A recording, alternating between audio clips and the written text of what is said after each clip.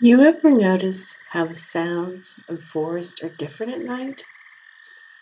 During the day, the trees creak, the birds sing, and the wind makes everything feel alive.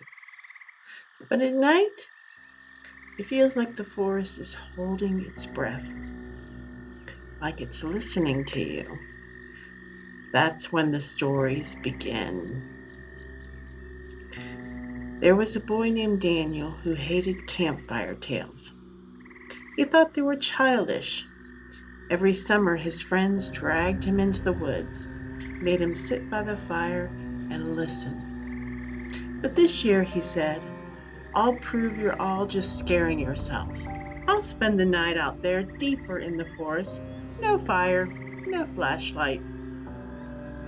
Everyone laughed nervously, but Daniel walked into the dark, silhouette swallowed by the trees. They shouted at him, but his voice came faintly back. See you at dawn. At first, Daniel wasn't afraid. He grew up hiking these woods, but the further he went, the stranger it felt. The air was heavy, and the silence pressed against him like a weight. Then he heard it, the sound of footsteps just behind him. He spun around. Nothing. He called out, thinking it was one of his friends following him. No answer, just the trees, swaying without wind. He sat at the base of a tree, forcing himself to stay calm. That's when he heard it, a whisper, not in his ear, but in his head. A low, rasping voice that said his name, Daniel. He jolted up. Who's there? His shout echoed, and the whisper only grew louder. Daniel, don't look behind you. Of course, he did. And standing just beyond the tree line was a figure, tall, thin, its head tilted at an impossible angle, like a puppet waiting for strings. Its face, if it was a face, was pale, stretched smooth, no eyes, no mouth.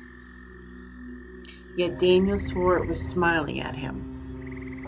Daniel ran, branches tore at his arms, his breath ragged. Every time he glanced back, the figure wasn't chasing, it was simply closer.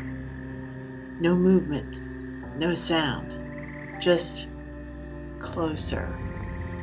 The voice in his head grew frantic. Don't run, stay. He stumbled into a clearing, and that's when he saw it, a ring of stones, blackened as if by fire. In the center, ashes still smoldering, the remains of a campfire. Not theirs. Older, much older. Suddenly, the whisper stopped. The figure was gone, and Daniel laughed nervously, thinking he had scared himself half to death. He found the path again and hurried back to camp.